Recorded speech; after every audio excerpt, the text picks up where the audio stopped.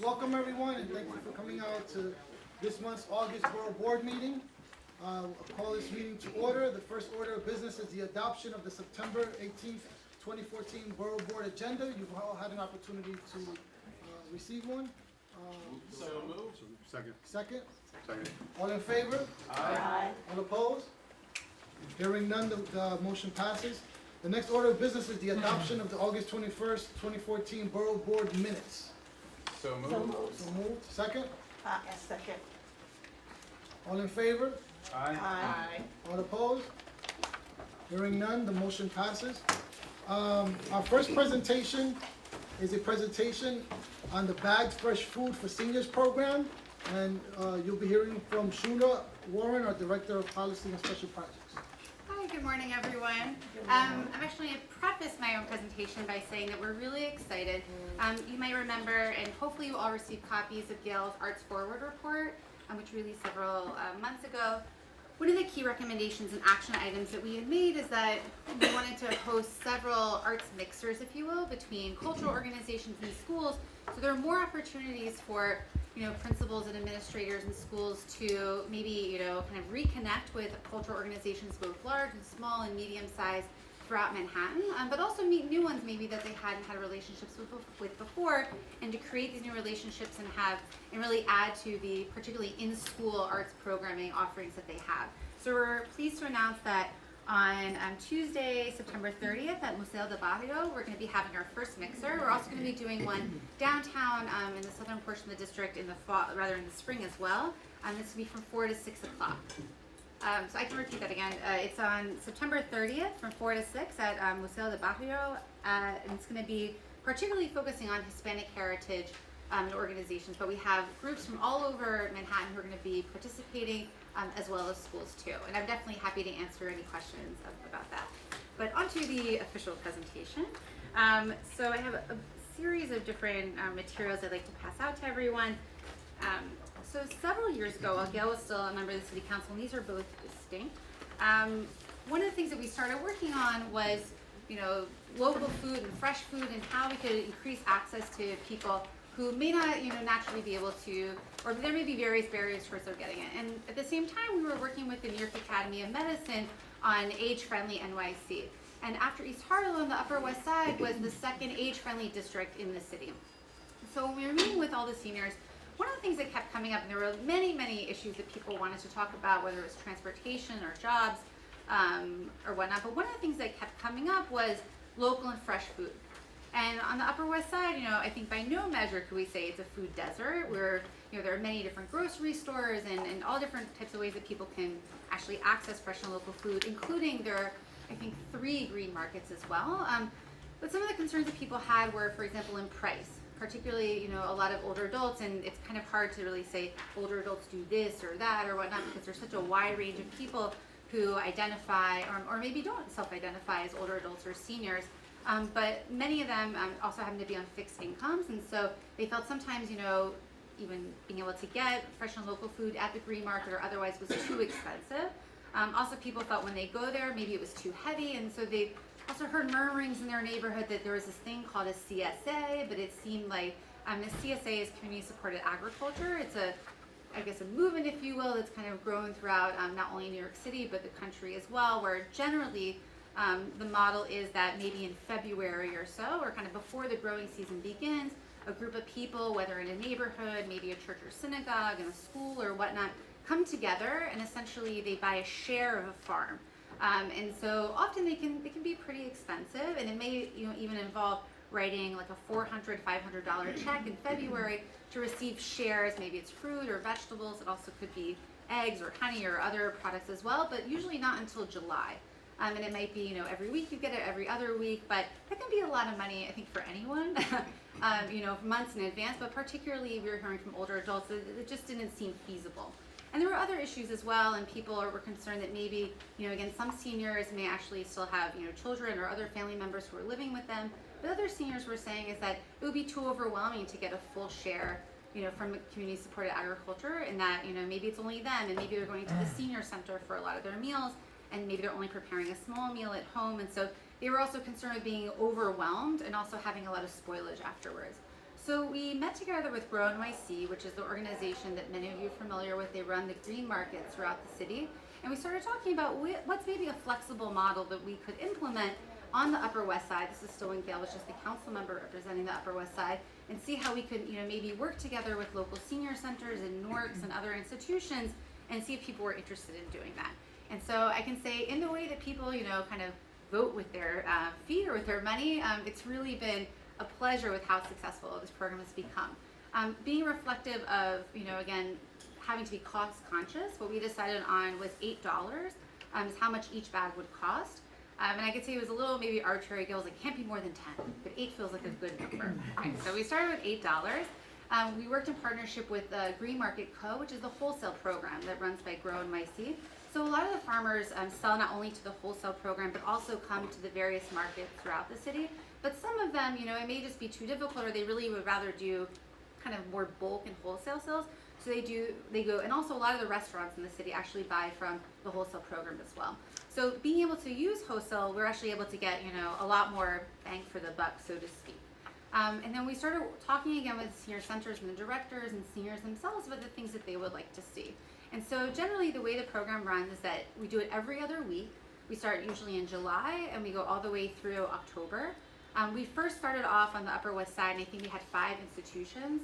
I would say the night before we had our first sign up, I had these visions of Gail and I each buying 10 bags because we had to hit like the 30 bag mark. The first time we had 60 people, and as the years went by and as the weeks went by, and I think especially as more and more seniors saw other seniors carrying around these gorgeous bags of fresh and local produce, we get more and more people. We grew. Now we do it in partnership. I'll kind of skip ahead in terms of time. We now partner on the Upper West Side from about 105th Street down to, I think, 54th Street. We partner with Councilmember Helen Rosenthal. And then south of there, all the way through the West Village, we work with Councilmember Johnson. And I know Jeffrey's here, and I asked him to talk a little bit in a moment. And we have, I would say, the Upper West Side portion. There's 13 institutions which partner with us, including, I think, a very special partnership with Borough, who works together with their homebound seniors and enrolls them as well to make sure that they can participate. In the southern portion, and there I think we average about 180 seniors sign up every single time. It's completely flexible, and that is just $8 cash, and they don't have to participate in the entire program. They can kind of do it as ad hoc as they like.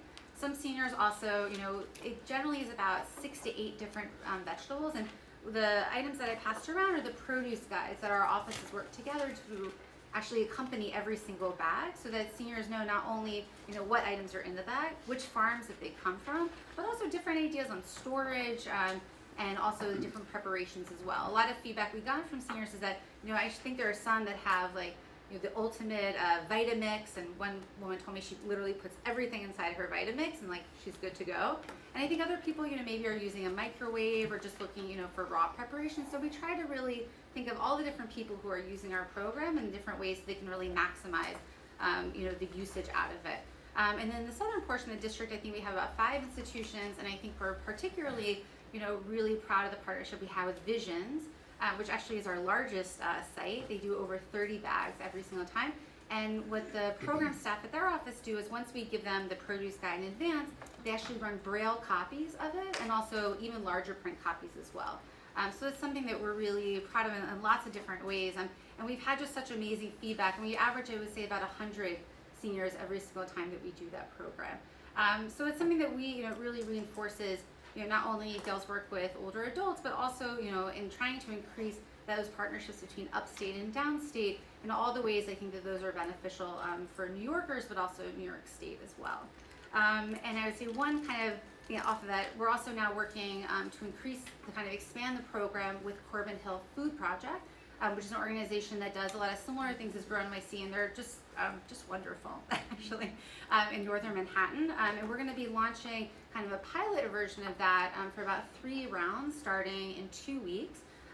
We already have on site the Kennedy Center is going to be participating, and Dykeman as well, and Isabella too. And so we're looking to kind of expand the programs, also working with those community partners who have these great relationships. And I can really say is that we're very really we love, of course, working with Councilor Johnson's office and Councilor Rosenthal's office, but it's really those partnerships in the community with the senior centers, with the NORCs and their staff, and everyone that really, I think, has made such a strong program because everyone has to work so closely together and really. And I think what's also special too is that we encourage at the senior centers that not only the seniors participate, but also the staff and the home health aides can participate as well. And we've had a lot of really great feedback from that too. And I don't know, Jeffrey, if you want anything you wanted to add. Just to echo everything Sheila said, it is, I think, remarkable and speaks to the need for something like this. Folks don't know what they're signing up for each week. I call it potpourri produce. Because you're giving over your money, but you're sort of going grocery shopping and not knowing what you're getting. And in the short span that we've done this, and over 500 bags in the 3rd Council District, we had one complaint, which is remarkable for the West Village Chelsea Hell's Kitchen. It's a fantastic program. The word of mouth is really great. The connection, like Sheila said, of downstate, upstate, people really like that. It's very local. There's an environmental element where it's just, reduces your carbon footprint. And just the value of the produce is tremendous. I mean, we priced it out. It usually comes out to be about $25 in the regular grocery store that you would be getting with this $8.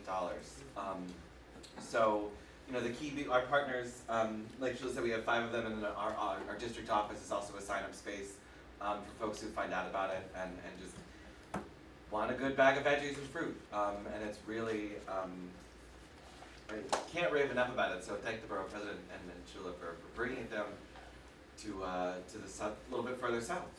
And I think just because, again, the partners are really so integral, not only, so we essentially run the program in 2-week rounds. So the first week we do the sign-ups, and seniors go to their NORC, to their local senior center. That's when they pay, and then we actually use that money to order directly from Grow NYC. And then the following week, they come back to that same senior center or NORC, and that's actually where they pick up their bag as well. And I think it's important, again, because those partnerships are so important. The ones that we work with right now are National Council of Jewish Women, JASA Club 76, SPOP, Goddard Riverside, again, I mentioned Borough, St. Martin's Tower, which is a NORC that's run by JASA, Bloomingdale Aging in Place, Project Find Hamilton, Goddard Riverside NORC as well, Project Open at Lincoln Towers, the Franciscan Community Center, Greenwich House, Fulton Senior Center, Hudson Guild, and SAGE as well. And then also we've definitely gotten, I think, calls from, so far I think, well, not Staten Island yet, but all the other boroughs, people have called and asked, how they can kind of have this program as well. Something that we've, also has been important to us because we know there are other programs out there. There are wonderful other programs out there. And so we've always been really careful to, look and see what's out there because we, of course, don't want to compete against something that's working and, is vibrant. We have gotten calls particularly from kind of Alphabet City and East Village and people who are interested. Grow NYC has a program also called the Food Box Program. And this year it's actually been expanded in a partnership with the Department of Health and Mental Hygiene. It's called Farm to Preschool. The sites for Farm to Preschool in Manhattan are the Union Johnson Early Learning Center, which is 1829 Lexington. They run on Tuesdays, and Hudson Guild Children's Center. They run on Thursdays. They're both partnerships in this program, but they're kind of expanded not only for preschool kids program. At Two Bridges, they have it on Cherry Street, Air Harlem, Stanley Isaacs, and also the Lenox Hill Neighborhood House. So it's also something that we're really cognizant of too. But of course, if there are sites or institutions or anyone who'd like to do it or work with us, we're always really happy to expand it. And then one other thing that I'm totally happy to answer any questions is that about a month ago, again on this same theme of local, and Gail's also, and she was in the council, was responsible for a law which actually allowed the city agencies that do procurement to really have a preference for local items from New York State. And so we think not only it's important that the actual contract and rules allow that, but it's kind of seeing is believing in a lot of these things. And so we actually, I think it was August 6th, we organized a farm tour of Orange County and Ulster County as well. We brought, I think we had 30 people from 15 different city agencies that all do local purchasing. And over lunch, Stacey Cumberbatch, who's the DCAS commissioner, which actually has a lot of buying power, probably just short of DOE, which is the most. And we're still trying to crack that nut. But DCAS really, and the predecessors as well, actually the agency procurement officer was so great that the governor hired him. But the folks there now are really committed to local purchasing And so over lunch, Gail and the commissioner were talking, and they said, this is so great that we're surrounded by these things, but why can't we have this at 1 Center Street? And so what we did is, again, also working with Borough NYC, is that we actually have just last week launched the kind of food box program. CSA is what people kind of know about, but it's a food box program also for all the employees at 1 Center Street. And I couldn't even make up a number of how many people work in this building, but I think it's in the thousands or several hundred from all of the city agencies and elected officials that work here. And so last week was the first sign up. This program that Grow NYC runs is $10 as opposed to $8. You actually get also about $25 worth of produce. And there's also an eggs, local eggs and honey component as well. And last week, we went down and, we had spread the information all over. We had an information session in our office, and 4 people had RSVP'd, and we're like, that's great. We'll talk to 4 people about if they have any questions. So we finally found out how many people can actually fit in this room. Apparently over 100, because that's how many people showed up to find out about the program. And last week when they actually did the sign up, it was a record in the entire history of the food box program that over 230 people signed up for the program. Which is really amazing, and we're just so excited about it. So today is the first pickup day, and we're doing lots of logistical things to expand it and make it easier for city workers and others to participate. So, but we're really proud of it though. And again, just really increasing access in any way to people to participate in these type of programs is really something that's really important and special to us. But if anyone has any questions, I talked on and on. Of course. One, I heard you say that you're starting to work with Northern Manhattan and Isabella, so seems like you guys kind of jumped right over West Harlem. So that I just want to put on the table that that's something that we would like for you to look at, because I'm actually involved with the food box in Central Harlem, in District 10. Air Harlem, which is in one of my buildings, has that program. So, it's a good program, and we certainly like to see some of our senior centers in West Harlem involved, like the Grange or Major Morris or. That would be wonderful. And any recommendations? Some of the other sites I didn't mention were also Esplanade Gardens. I'm not sure if I mentioned Dykeman, Carver Neighborhood Senior Center. East Harlem Senior Nutrition, and Alice Carnegie Senior Houses. They're all north and east. Right, and they're kind of, little hodgepodgey. Some of them were because we worked at Corbin Hill, and they said, we already have something there, we have something there. But absolutely, any recommendations, we would love to include them. And I've also been remiss in saying that for that program, for the Northern Manhattan One, the Doe Fund has really generously volunteered to do not only the packing for the other programs are really me, Jeffrey, and a wonderful team of staff and interns and volunteers and older adults who pack all the bags individually, and then we get them actually to the sites. A lot of CSAs you kind of have to do your own thing, but absolutely, I'll follow up with you afterwards as well. That'd be wonderful. Catherine and then George. Thanks so much. I'm so glad that you're coming here to 1 Center Street, because Community Board 1 will be moving here sometime. Date to be determined. But Grow NYC also is in our building right now, where we are 49-51 Chambers. So it would be interesting to know where they're going to end up. I don't know where their location. And also, do you have a copy of this electronically so we can share this with the folks in the area? Absolutely, yeah. And we actually, so Grow NYC had been running one of the food box sites for essentially their own staff. And so for the 1 Center Street opportunity, we actually kind of attached ourselves. They were running, I think, approximately 50 people per week who would do it. And then so now that we've kind of just burst that wide open, there's still sites that are working together especially while they're still there. And next week we're going to relocate it and we'll redo the flyer. So I'll send you when we have the updated flyer. Thanks. We're going to be, Congratulations, it's great. I never know if arch or arcade is the right word to use, but essentially under the central arch right to the right, which I think is kind of the right arcade of that.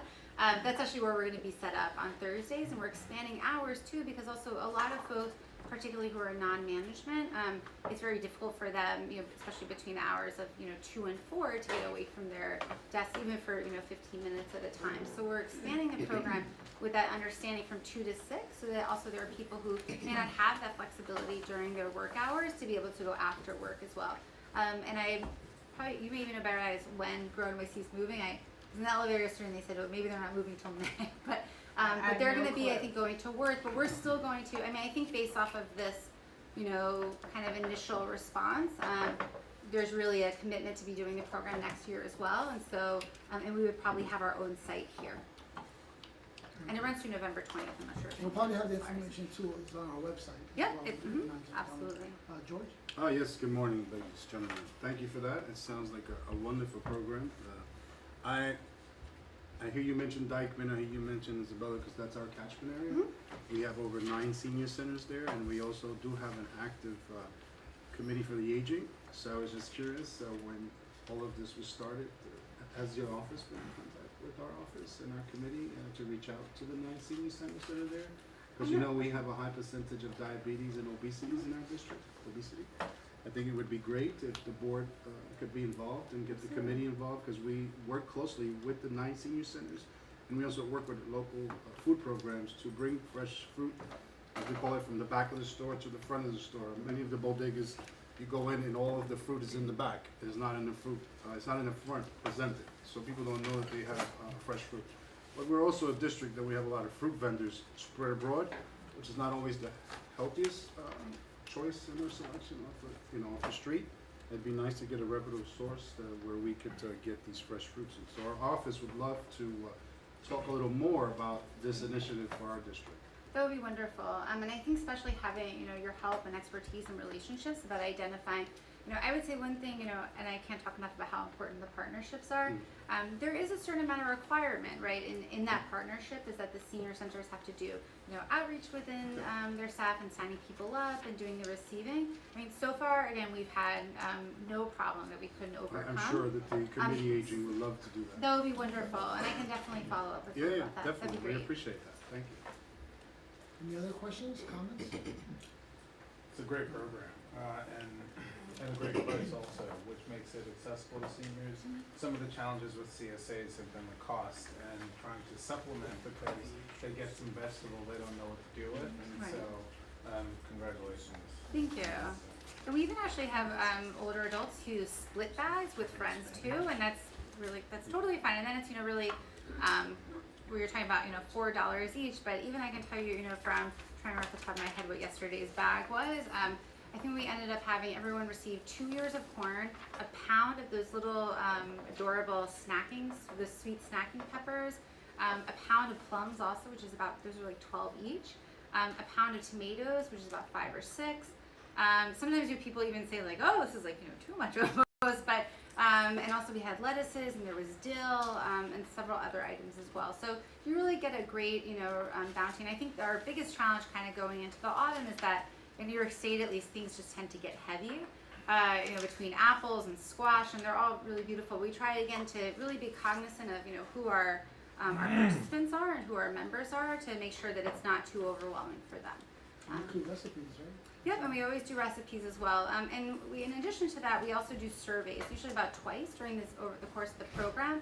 And I think the last time we did a survey, and I think we all know how challenging it is sometimes to get a response to something, either good or bad. You know, we look for both.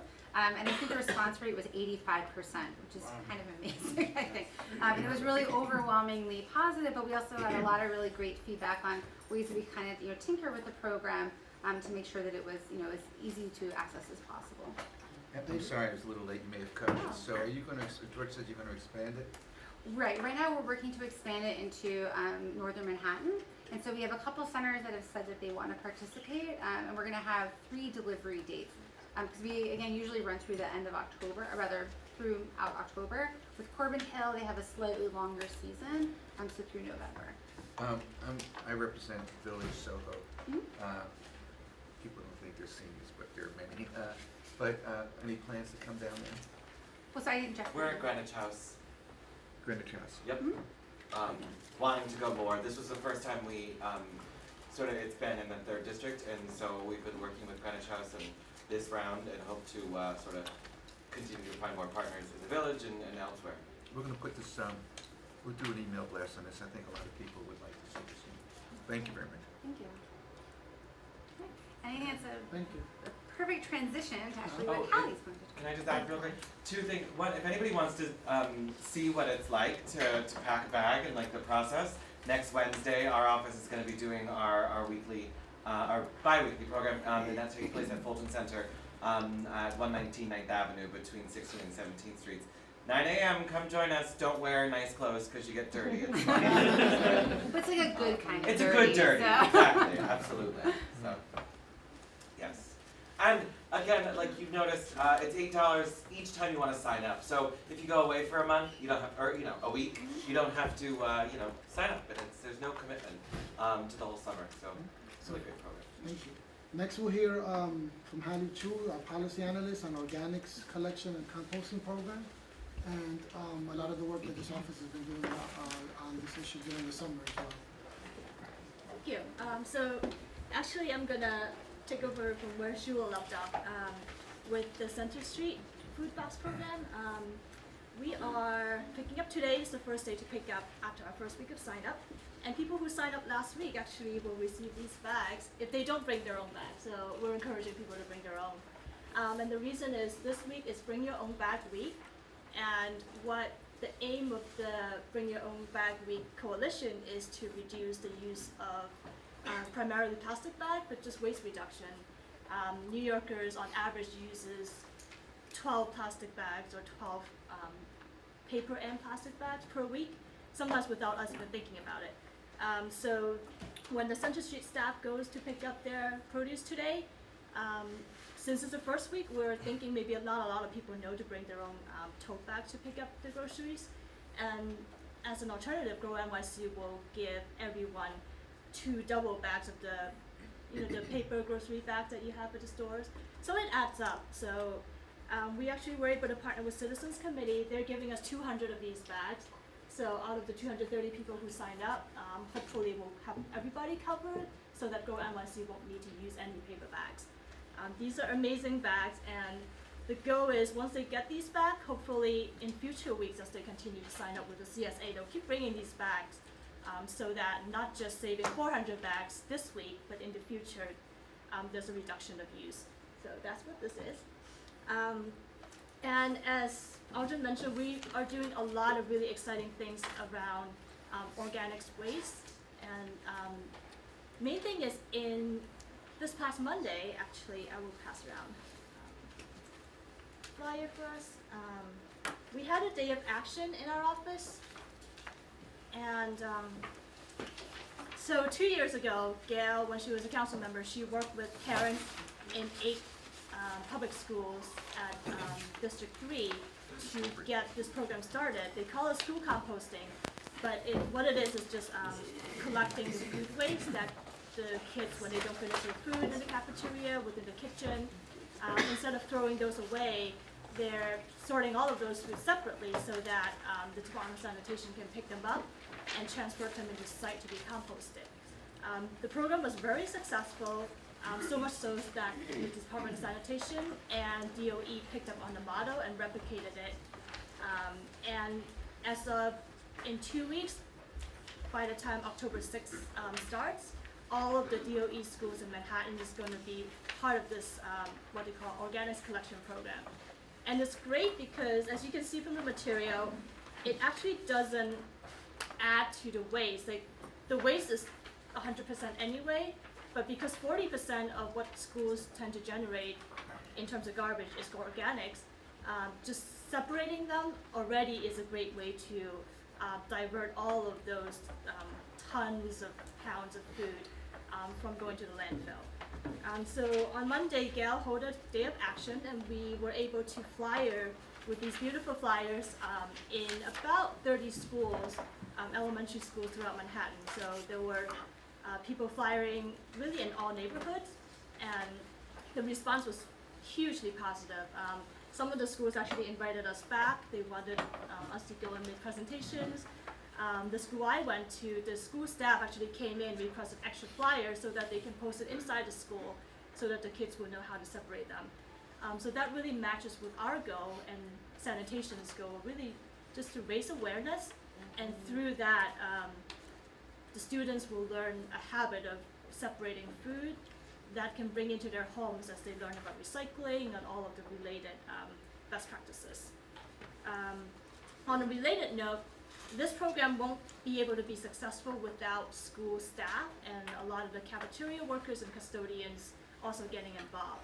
So in the middle of August, Gail, Aldrin, and a whole bunch of staff from here, we actually called together a huge meeting with local unions. So we met with DC 37, which represents cafeteria staff, 32BJ, which represents the custodial staff, local 891, and they're the custodian mechanics who actually coordinate with the custodians on getting the transport, and also with CSA, the union that represents school administrators.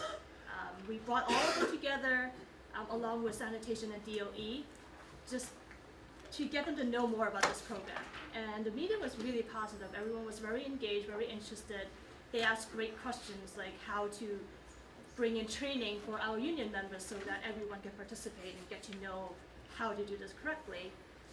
So as a result, we actually had a follow-up meeting specifically with DC 37, where the president of DC 37 was there, and sort of were willing to really continue the conversation to make sure that cafeteria staff and the kitchen, the aides, and everyone will receive the proper information. And the next stop following that is tonight, we're actually going to DC 37 again to the union member meeting to further spread the message about this program. We are expecting 300 plus union members, so as each success presentation that we're gonna do, we're gonna just get the word out more. And along with all these materials that we're gonna work with DOE and sanitation, the goal really is to really match pace with the school expansion, not just so that schools have it and then get contaminated food scraps, but to have all this participation program, and that from there we actually are going to be able to separate food scrap from the waste stream and compost them, and the end goal is to generate them into renewable, reusable energy that can be sold back to the farmers or just to kind of complete the cycle of waste management.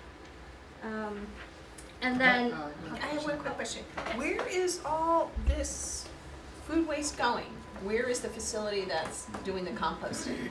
so right now, since this is a pilot project, they're going to 5 locations. One is in Staten Island. There is a site that can collect food and organic waste to compost. And then there are 4 other sites outside of New York City. I think Newtown Creek is one of them. And as this pilot becomes out of a pilot phase, the goal is sanitation is going to work with identifying future sites to have one inside New York City. So the pilot is very important in that if it shows that it is successful, then it will justify a local site, which then will cut down on the diesel truck transportation fuel and all of that So goes are with you that. working with the SWAB on this too, this project? Yes. Yes. Okay, because I used to be on it and I love the SWAB, Yeah. so We this had is our great. first meeting back from summer hiatus Yeah. last Wednesday, yes. Actually, Congratulations, amazing initiative. it's like a perfect segue. Yeah, I was going to talk about SWAP next. So we met SWAP. Holly, just on the organics collections, if I can ask you a couple questions Sure. about the school food program. How is the DOE school foods and sanitation measured success of the program? I'm sure in different schools there are different rates of success, or the streams are cleaner or dirtier. Just overall, how have they measured the success of the program? And I would imagine sanitation would be the one managing that. Yeah, so And sanitation is. are they tracking the organics to Rikers Island? I don't think, not with the school. I think with the residential, they are The residential is going pushing some of them to So the Rikers. residential organics are going Yeah. to Rikers. So in terms of measurement, the baseline really is the start. So when the pilot started 2 years ago, I think there was like a single-digit diversion rate. And then now they're actually, I believe the last time I heard the number is 16%. And then so as they kind of expand more, the diversion rate is going to be collected. So by diversion, they really mean food scrap that are collected that are not contaminated by plastic shrink wraps and all of those things.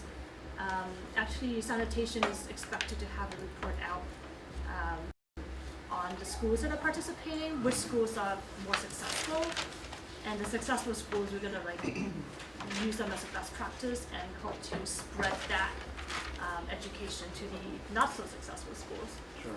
So they said by the end of September, which is hopefully coming up. And is sanitation's report based solely on what's collected, or have they also surveyed the schools? Based on what is collected, Based on what's, because they have separate organics collection trucks. sure, And every school that's participating, the organic trucks goes 5 days a week. yeah. So it's a pretty consistent stream that they can collect and analyze the data. George, wait, George and then, yeah, Tana first. Go ahead, Go ahead. No, it's just a comment that I think the real importance of this program is the education of the children and carrying it into their adult life, because once that's ingrained in them at that early age, I see too many adults who really don't care about it, and then the kids will come home from school and say, you can't do that, or you have to do it this way. And so I think the real importance of the program is just getting those young people into understanding the whole idea of organic and composting. And totally, because and in conjunction with this program, because after the sanitation truck goes around to collect the organics from the schools, their trucks still have capacity. So they're actually compounding this with the residential composting program. So on the west side for now, like if you're in a building with 6 or more units, so a multifamily residential building, you can sign up and inquire from sanitation whether your building is located along one of those routes that with capacity to join this program. And once that happens, your building will be able to separate food scraps and bring it out on the curb, and the truck will come by and pick them up. So the education continues into the home. I think I'm gonna move downtown, that's where all the stuff is happening, I'm excited. Looking apartment. I have to. We got no apartments downtown. Right now it's the west side, so when the schools are added on the east side in October, the east side school, so I guess like the community board on the east side, it will be very forthcoming. I'll have information when the buildings are open to And we inquire. included Northern Manhattan schools in our day of action, because Yeah. Northern Manhattan schools are part of the. No, it's great, I think it's awesome, I just, well, it's kind of like all new to me, because all of these exciting things that are going on in Northern Manhattan, I haven't been informed. And we'd like to participate, we'd like to help get the word out, because we have exciting committees that are doing exciting work, that have a lot of contacts, and we think we can be an arm to assist you in getting this word out. I heard residential, and I'm like, Yeah. how do I get the word out to the residents in Community District 12 that there is a program that will take all the food, and do that. Okay, so I hear all these great programs, and I've asked these questions before, and these exciting programs come up. You mentioned selling to farmers and then energy.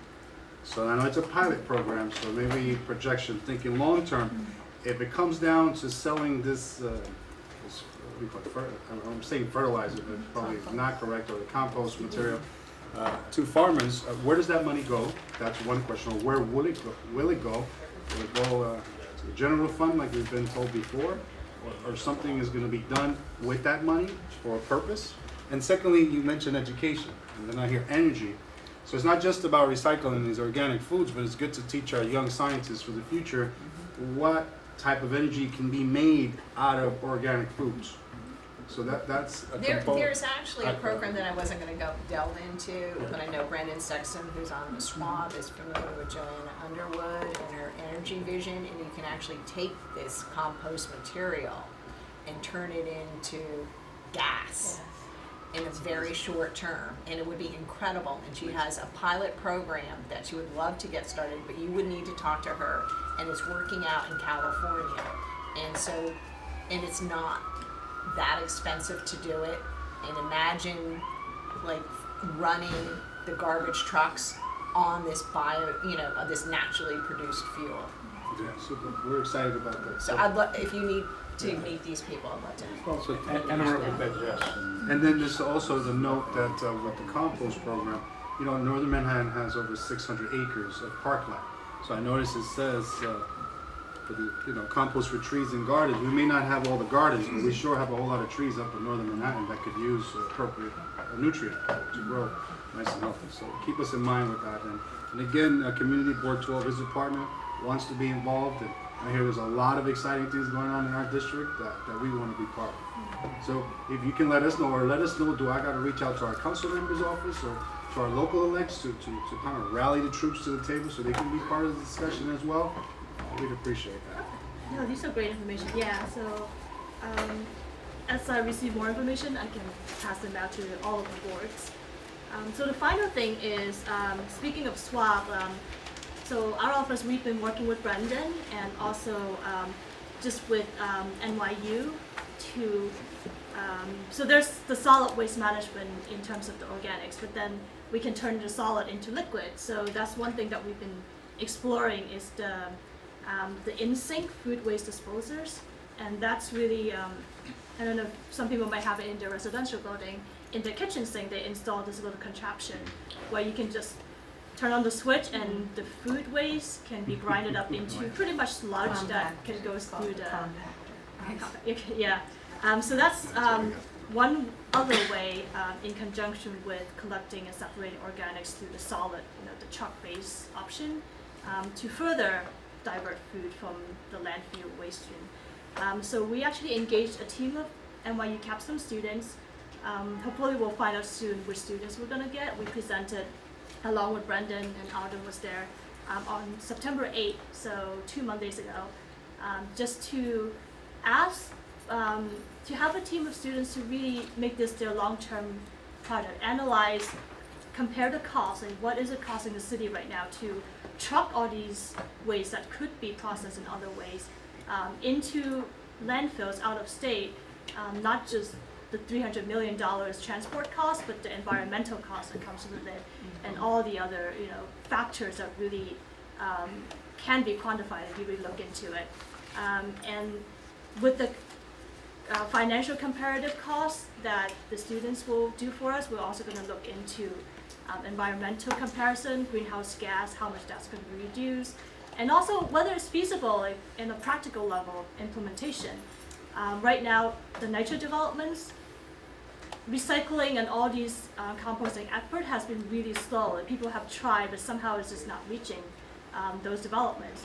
So maybe since NYCHA is already installing these compactors every time they renovate a kitchen, we can expand that into a larger level and have the financial analysis to prove that it will save money, it would save the environment, and it also makes sense. And all it does really, there's no more extra bins or anything.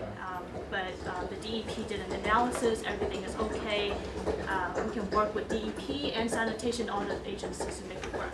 So there'll be more updates on that, hopefully. I'm sorry, I just have one point of clarification, because I remember when I was in a swab, this was something they also were working on.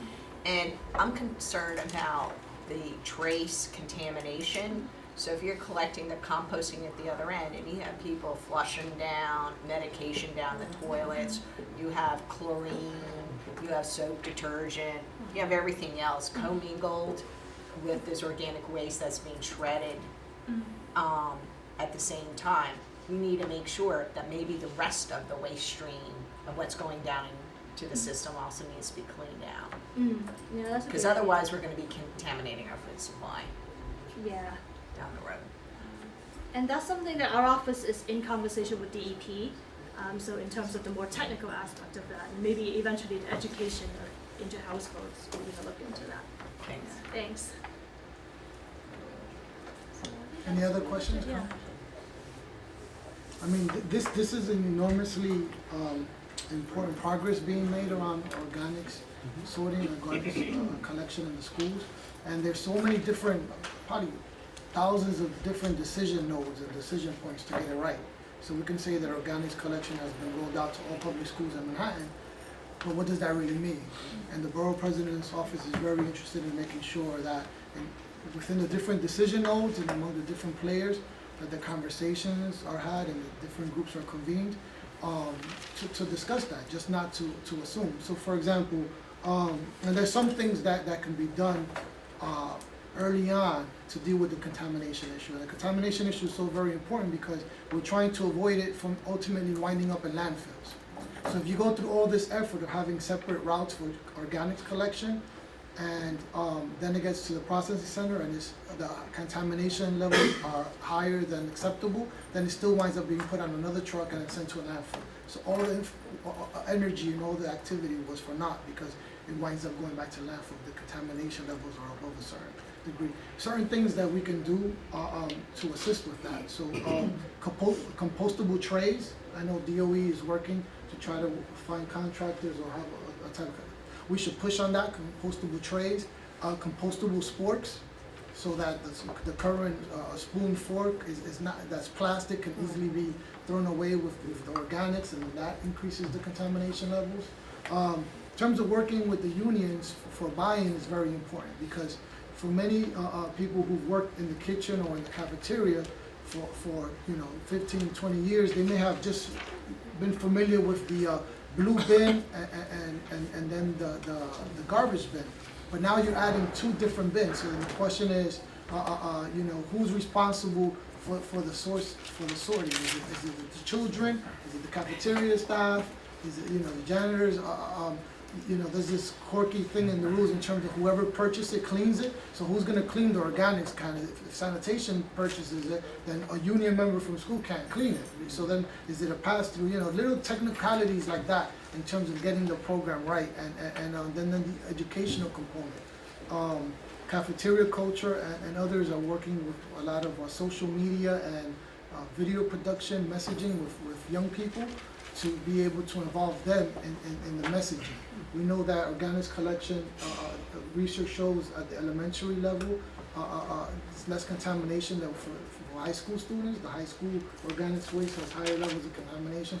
So working on that. So there's so many different decision points and players to involve around the table to get this right. But the discussions definitely are beginning with the unions, and they like many just wanna get it right. Recycling and organics collection is a little bit like embarrassing sometimes. Like am I doing it right?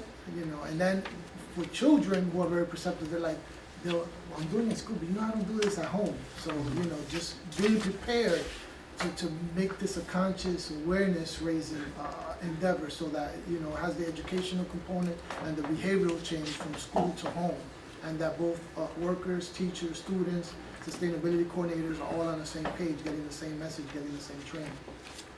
Is there an actual timetable for organics collection to be more widespread in residential communities throughout the city? Well, for the schools of Manhattan, the ones who are not online already in terms of the organics collection routes, all are expected to be online in October in terms of the schools.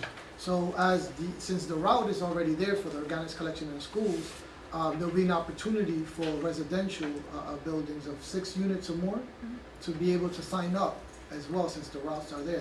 There's an economy of scale. And that's shortly after October. There'll be, I would imagine, some messaging and some campaigns around that to help residential buildings with 6 units or more sign up for this program. And I can actually work with sanitation to ask them to create like a specific flyers, maybe for the community. Yeah, that'd be wonderful. So Thank you. I think that's It's a lot of education, a lot of for the janitors. When you tell them we're only going to collect trash 2 days a week instead of 5, we'll collect organics 5 days a week. They say, so what am I going to do with all the trash? I don't have any place of storage, whatever. But if they look at it in the way it's conceptualized, you really don't have that much trash production, so you don't have as much, because when you have 40% of the organics collected 5 days a week, then if you have 40% of the paper and the cardboard, and then 10% for the metals, plastics, and glass, then your trash is very little. So just getting people to understand that it's not necessarily more work, Right. although there is that issue in terms of the contracts to find out this is more work, do they need more time, and things of that sort. But it's really just an educational, conscious raising endeavor that has to take part. Sure. Sandra, on the residential side, residential buildings have to apply and to be part of the program with Department of Sanitation, because the Department of Sanitation wants to make sure they're serious about it and they have the infrastructure to support it, so they're not just sort of blanketing the entire system with an organics collection program, but buildings can apply for it through the Department of Sanitation if they want to participate. And then in terms of what you were saying, Aldrin, I thought that was just such an important point, that the elementary school students are doing better than the high school students. And going back to what Vicky said a little bit earlier about the educational component, it's huge. You know, we know children might not be sorting their waste at home, but if they are learning it in school, they're going to carry it with them. They might bring it back home and try to implement some of these things at home. And so I think it's just such an important program, and just really cool that you all are working on it, making it happen. And I want to encourage folks, if you like trash like I do, come to the swap meetings. Treasure. There are a lot of golden nuggets in there. Come to the swap meetings. We have the second Wednesdays of the month at 6 o'clock at 1 Bryant Park on 42nd. Did you just email? Can you email me that? Our, But emails go on. our office. That would be great, unanimously. Just two things. One is in regards to educating the residents. I'm a tenant organizer, and I work with multiple buildings in my district. I think it'd be a good initiative if the Borough President's Office reached out to those tenant organizers, or tenant associations within the district, or within Manhattan, to add that to their agenda when they meet with tenants. I usually do recycling with them in our buildings, so I add an educational component to the organizing piece, not just tenants' rights, but also other topics for discussion. And secondly, could we get a list of all of the schools in Manhattan that are participating in this organic program? So it will be all DOE schools, every single DOE. Yeah, just to get a list, that would be, because this way we could follow up, because we also network with the principals. We could also follow up with the principals and bring it to the CEC within our district to raise the campaign and the good work to make sure that they're doing it.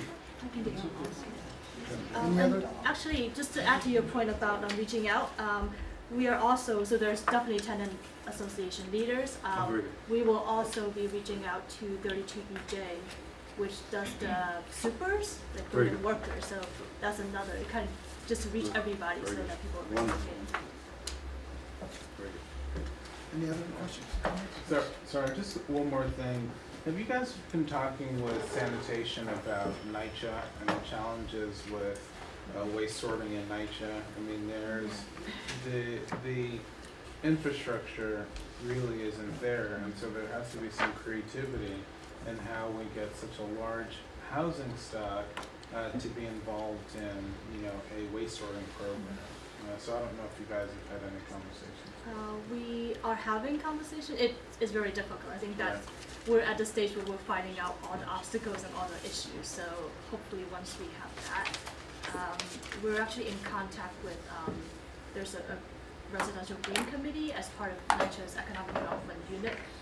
But I think even beyond that, it's in the grant houses where they actually were able to implement recycling. Somehow it was great in the beginning, but now it's almost like, how come not all the recyclable waste are collected? It just seems like it's like every week there are 6 garbage bags of recyclables with hundreds of units. That's not possible. Right. So we're trying to troubleshoot to find out what the issues are and hopefully bring in as many waste diversion reduction options to NYCHA as possible. Gigi? Just kind of in that vein, a couple of years ago, Councilmember Mendez and then Councilmember James actually did a city council hearing on the challenge of kind of the operations of recycling in NYCHA, and it brought up highlighted a lot of the obstacles because a lot of the NYCHA TAs testified. So I'm sure that information exists somewhere. Thanks. Yeah, and the challenges, in the first SWAT meeting, Gail Brewer and also Commissioner Garcia attended the first SWAT meeting, and that was an issue discussed. I mean, the challenges are huge, but everybody is cognizant of the fact that until you tackle the issue of recycling and organics diversion from NYCHA, you really don't move the needle in terms of diversion rates that much above the 15%, the 18% mark. You have to involve NYCHA. I think one way that SWAB and others are thinking about is in terms of incentivizing and also celebrating, right? So you have to acknowledge when good programs in NYCHA are working and those individuals in the front line, be it the janitors, the custodial staff, celebrating good effort toward this goal, and as well as incentivizing, which I think George mentioned, that if, to the extent that you recapture, to the extent that there's revenue in the waste stream, you hear this story, like I remember the first time I heard it, there's some carter out there that in Manhattan is rogue and probably has already made $1 million stealing paper and cardboard. Like, you know, there's money in this, you know, whether it's the electronics recycling or whether it's the paper and cardboard. But to the extent that that could be recaptured and then somehow reinvested to keep these efforts sustainable is something that I guess at some point we have to speak about. And involving probably young people within nature developments to have a jobs component to this, I think would go a long way. Yeah, it's huge. Thank you. All right. So next on the agenda, we wanted to, I know that everybody has submitted their statement of district needs, and we wanted to get a sense first in terms of how the drafting process of the statement of different needs occurs in your community board, because I know it's different per community board. Sometimes it's really the district manager that takes the lead in it. Sometimes it's the chair. Sometimes it's chairs of different committees. And then we're currently reading. People actually read your statement of district needs. We're currently going through them, figuring out how we can be of help to you in achieving some of what you've outlined in the district needs, drafting some letters on your behalf, of course, with your consent and with your advisement, so that you can push on some of these issues and to figure out how we can respond to many of the issues that you highlight in the statement of district needs. So with that said, we just wanted to take an opportunity to get some feedback from you in terms of what went into it and some issues in it that you really want to highlight to our office and put on our radar to be of help to you. So we can start however you like. So we can start with Community Board 9. What we do our district needs by committee. Our committees submit what they discuss. You know, starting this month, they develop their goals and objectives, and then from that they develop the needs of their service area. Can we talk about what our needs are? Yes. Okay, because one big one for us. Probably take 3 minutes each one Yeah, to talk about. I'll do it really quickly. One big one for us, though, when you said writing letters, is subway escalators. The escalator at 140 Fifth and St. Nicholas, and that Broadway 125th. They're frequently out, and we have a large number of seniors in our district. Our senior population is going to be increasing, and then that crosses over into housing, health, and so we certainly also can use letter writing to help with subsidies for our seniors, and we would like to look at some ways in housing that seniors who are retiring, because we have such a large group in our district who are going on to Social Security or small pensions, don't have to lose their housing. That's a big issue for us, and in the next 3 years, we have a very large population at risk. So we have a lot of stuff, but those are some of the major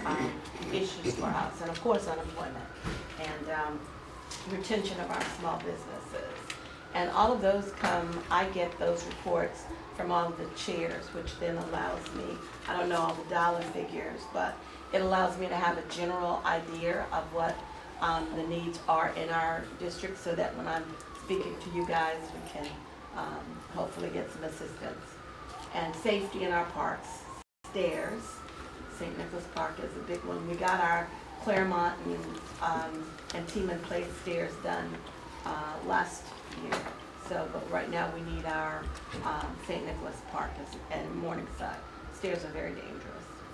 Thank you. We definitely took those notes. Sure. So for CB7, we did somewhat of a similar thing. We had this go through committees over the course of the summer to identify district needs. We also had our budget chair, who is a former board chair, Mel Wymore, sort of oversee the district needs statement writing process, and he has sort of wealth of experience both in sort of like analytics, but also looking at demographic trends in the neighborhood. And just generally, I think one of the overriding themes of our DNS was really the whole idea of how income inequality, especially in Manhattan, has been so pervasive, and even in our district, which the Upper West Side you wouldn't necessarily think of as it's very stratified, and I was really sort of not really surprised, but this morning, there was an article in one of the big political news blogs about how the mean income of the top 5% of households in Manhattan soared 9% in 2013 over 2012, making Manhattan the biggest dollar income gap of any county in the country. So that's sort of overriding theme. We looked at housing, we looked at schools, we looked at a lot of other indices to show sort of how there are a lot of people in our neighborhood are doing really well, and a lot of people are really struggling, and there's sort of a loss of like a lot of people who are in the middle. So that was sort of the conclusion of what we came to for this year, but it was definitely a team effort, and Mel did a great job of overseeing the process for us. For Community Board 12, historically how we do it, or how I've been doing it, is we get the data from the committees. They start doing preliminary budget discussions within committee, and they identify their rankings per committee. And we asked the chairs to submit that. I developed a statement of district need with the district manager and a few volunteers of the board. First, thank you for the training on the new look on the statement of district needs, because we find that adding pictures and maps and all of that, it's very good when you are saying, well, this issue exists. Well, now we got pictures and we got maps to identify these locations. Also, the statement of district need, we just don't put the budget rankings, because sometimes there are immediate needs that pop up at the time that you are developing the statement of district need, and we put them in there as well to make sure we capture that. But for our statement of district needs, matters of urgency, we have almost a 14% unemployment rate, and primarily the district that I represent has 73% Latino base, and that is a high percentage of people unemployed. Secondly, we need PEP officers. We have 600 acres of land, and we understand that in this budget that just passed, I think more than 100 officers will be hired. And I would like to know, or request, maybe a letter can be sent to the, not the Borough Commissioner, but the Mr. Silver, Mr. Silver, requesting that our district get a handful of these PEP officers. As well, we are talking about, I'm not going to bring up the affordable housing. Everybody knows we all need affordable housing. Parking priority permits for the community. Parking is mayhem where we live at. For people that work and try to come home and get parking, they're out there waiting 3 hours. I experience it every other night. 3 hours literally sitting there waiting to, you may not believe me, but yes, 3 hours sitting there waiting for parking. Manhattan is beautiful because people visit from all over. But I don't think it gives people the right to take up a parking for 8 hours or the whole day, and they come to hang out, and then the people that live there, pay tax dollars there, gotta wait all these hours to get parking. Maybe something can be done with, if we start here, they can get into the city council where we have resident priority parking, or some programs should be developed for parking and generate that income and funnel it back to the city, something. Because if we're talking about right now this organic recycling, air pollution. Where we live at in our district, we did the alternate side parking is only twice a week we move, Wednesday and Thursday. Because of all of that, we noticed that we have a high quality of air pollution up there with all of the buses and the cars, because we're right by the bridges, and we have a high asthma rate. So we moved to reduce that. But however, we're still circling and circling and circling. So maybe we can look at that. Yeah, jobs. It's so interesting how totally different community boards are within Manhattan, just listening. Our big priority is open space. You have 600 acres in northern Manhattan. Our biggest park is 3.5 acres of Washington Square Park, Inland Park. And we do have Hudson River Park, but and Pier 40, which is 5 acres.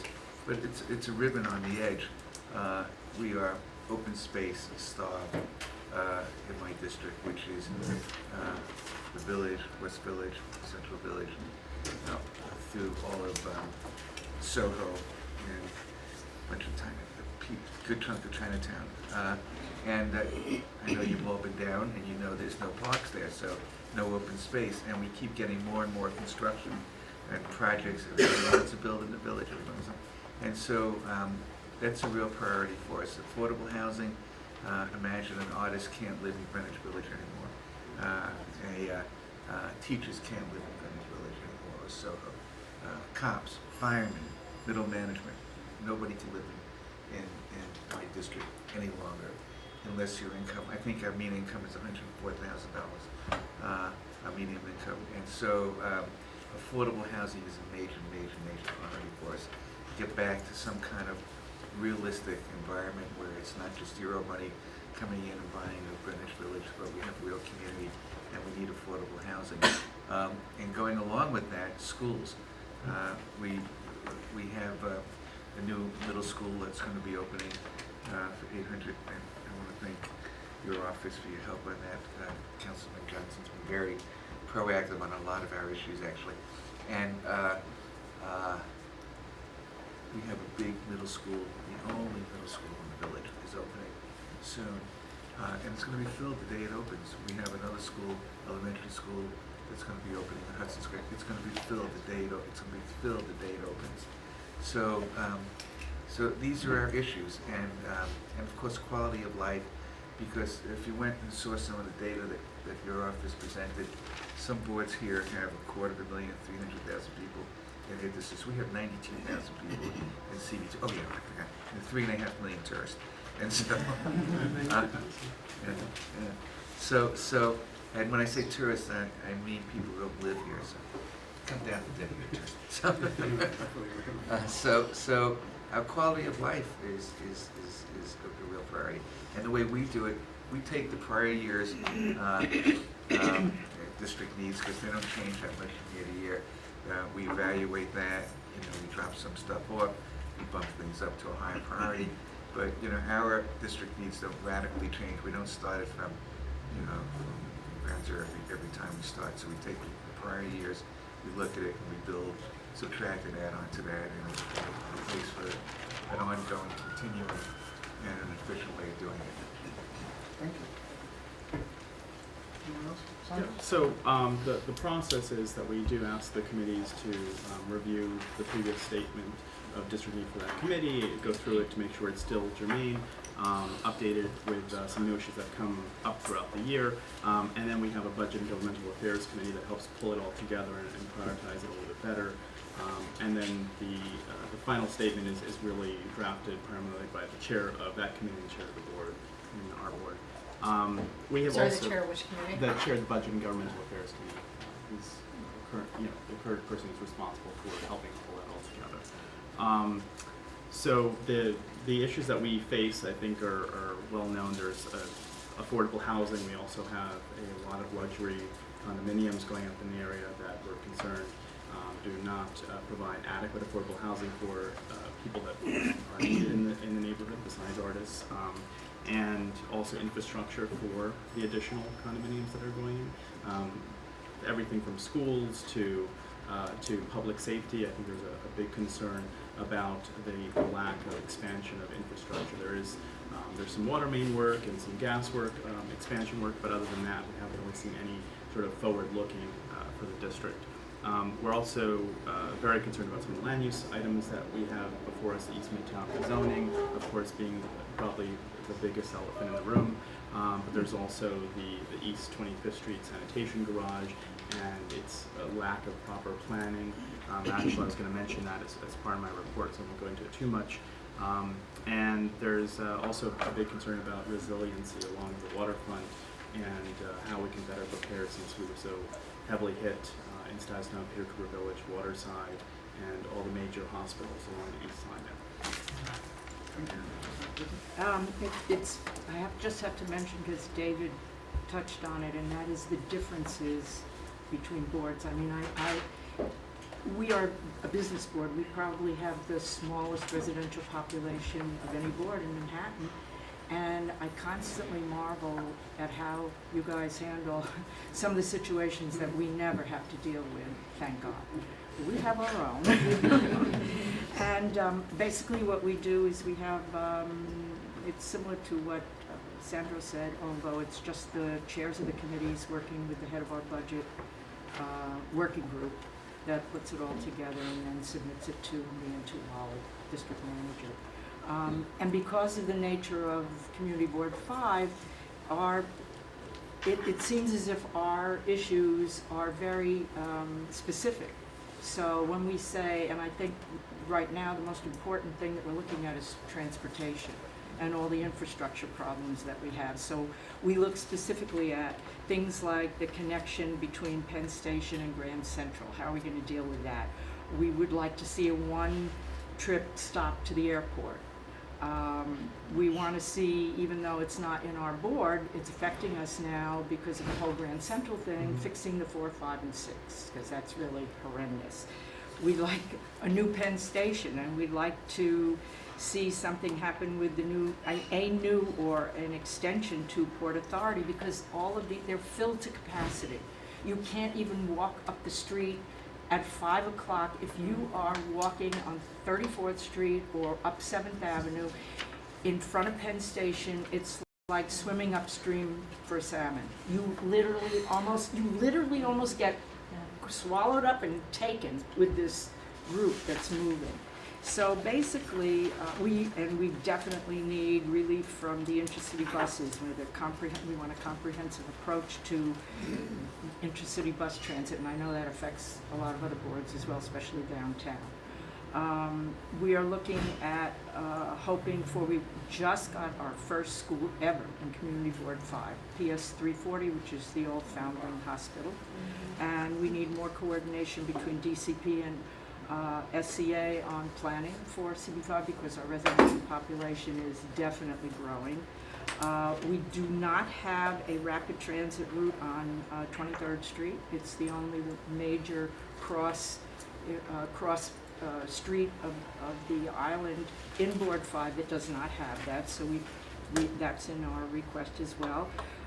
We're getting so much new development in CB5 that we're very focused on ADA access in MTA stations that near the new development, and for developers to understand the the importance of that being included in new development.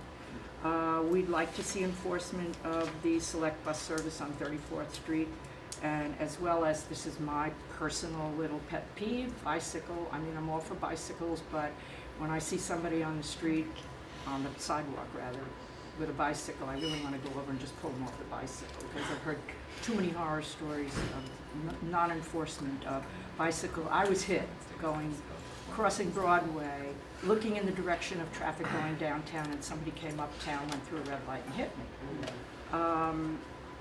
Street repavement, many streets in Midtown are horrendous. And a greater focus on the existing housing stock and future development, and the protection of existing housing and rent stabilization. And I mean, we all know that, somebody mentioned this earlier, the middle class is being priced right out of Manhattan, and Brooklyn now for that matter, and some of the other boroughs. So I think those are our major thrusts in the statement. So in terms of process, we kind of a hybrid of what's been discussed. We kind of base it on last year's as a starting point, and each committee then will revise and submit a final draft. And I think the challenge that we have, because we don't have, like Sandra was saying, with what you guys have, a specific committee that kind of helps put it all together. That sort of falls on volunteers in the board office, and because our assistant district manager happens to be a planner, we really try to incorporate the most up-to-date statistics, and I think that is something we've been trying to move to a consistent format for every section, so that it reads better and has a specific flow, and to put in more graphs, because we feel like a graph can kind of, 100 words can kind of fit into a graph. So that's what we've been trying to transition towards, more updated and consistent statistics that are all sourced, and therefore you guys can then easily access kind of the more comprehensive data if you wanted to look at that. So in terms of our priorities this year, I would first kind of broadly, quality of life. One of our zip codes in CB3 has the highest number of 311 commercial noise complaints, and I would tie that to retail diversity challenges. We are a nightlife destination, and with that comes traffic, honking, into the 4 a.m. hours, with a mixed residential and commercial overlay, which is a huge part of our board, and the constant trucks that come in and deliveries to all of those restaurants, to all of those establishments. It's just unrelenting with traffic and so on and so forth. Second, with Sandy and resiliency, I think the challenge at this point is, trying to be at every meeting, but the sort of not knowing how, the left hand seems like the left hand doesn't really know what the right hand's doing, and so we're trying to kind of play our role, specifically now with the Big U Rebuild by Design and kind of the neighborhoods of CB3 and CB6 being awarded that $345 million project, but kind of what is that going to look like? What is our role? That's all seems very unclear, but is still very high in terms of priority with resiliency in all aspects, because resiliency affects everybody. So I think that has been a challenge for us. Thirdly, we're really seeing an increase in homelessness, and part of that is because shelters in our neighborhood are closing, and there's nowhere for them to go, and that kind of falls also into the bucket of the need for affordable housing. I mean, a really clear indication of this is we're seeing the homeless population going to public parks where there's access to bathrooms to wash their clothes and bathe, and then hang their clothes up on the gates of the parks. And so that is something that we've been trying to monitor and figure out if there's any role for us to play. And we're told that there's a lot of outreach around city programming that could help them, but there's just there's no shelter space, right? So we're not really sure what can happen there. And then lastly, rats. I'm sure something everyone deals with, and Gail's favorite topic. We are really excited that we're part of a new pilot program. It's a rat reservoir program for a certain part of our district where we're working with the rat specialist for the city, where they're really going to take a much closer look at each particular rat reservoir, which is one particular location that seems to house a large number of rats, and taking a much closer look at the actual reason. So it's not always trash, or sometimes it's construction related, but to really look at the different types of what causes that particular location to become a rat reservoir, and how that contributes to sort of an overall rat problem. We're hoping that there's really good results of that pilot program, so it can be expanded. But I think even when you're talking about composting and recycling, like all of this, and trash removal, all of this plays into this rat situation. So I think if I had to choose, those four would be it. And Board 5 has a rat problem, but it's not the animal.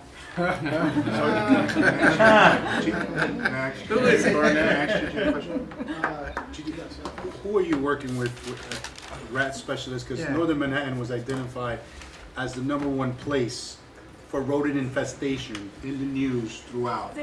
And I would like to make a connection. There's one person, I forgot her name. Caroline the rat lady. I know it's terrible. The rat doctor. Yeah, she's the rat. She's amazing. She's really great. I forgot her name. Yeah, she's come down. Caroline, right. She's come down, so she is amazing. Right. I don't know. And she will also do presentations to your community, because she came to CD1, and She's with people what love her. agency? A Department of Health. She's with the Department of Health. Okay. I don't know how we got chosen. I mean, we all like to think our boards are the most special, but I don't know how. I'm just happy we got chosen. But you'll come and actually. She'll come in, yes. No, I'm okay with that. Residents' house. Be at the bottom of the totem pole, that's all right, as long as we can get somebody in to talk about it. Yeah, but she'll teach you how to rat-proof, your home and things that To are. touch base on construction, I do believe there is a correlation with construction because rodents create burrows. As soon as you start moving the building and shifting and breaking walls, they go to other locations. And we're seeing that in our district, speaking to the residents. There's construction going, oh, I got mice now, I didn't have them before. Well, they moved from that building, now they're in yours, so we have to be aware of that. Thank you. Thank you, Chief. You have questions, or you want to present next? No, just to present. Okay. Yeah. Matthew, That's fine. Okay, yes. Community Board 8 does it basically the same way. The co-chairs of each committee submit their district needs statement to the chair. The chair then meets with all the co-chairs and then they're ranked. The ranking pretty much remains the same each year, and our district needs are also pretty much the same as all the other community boards that are heavy in residential needs. But we came up with 9 items, but I would like just to speak about our first one, which is top ranked, and that is we are strongly opposing the Marine Transfer Station, which is being located at East 91st Street in the heart of a residential area, and we're concerned about the traffic problems, the safety problems, and also the environmental problems which will occur if this project does go forward. Can I ask you, where is it now? What, Right now they are building, they are putting in the pilings in the back, and there used to be 3 cranes, and now within the last week there's now a 4th crane. so isn't it a kind of fait accompli already? Hopefully not. Hopefully not. I know the elected officials, along with the borough president, are all working very hard to prevent it from going forward. And the latest is that Congresswoman Maloney is anticipating a lawsuit against the New York State Department of Environmental Conservation to demand that a new review process start concerning the permits that are issued. Because the permit, I believe, is at least 5 years old or 6 years old. And within the last 5 years, things have changed dramatically. Super Sandy, more residents in the area, more schools, more traffic.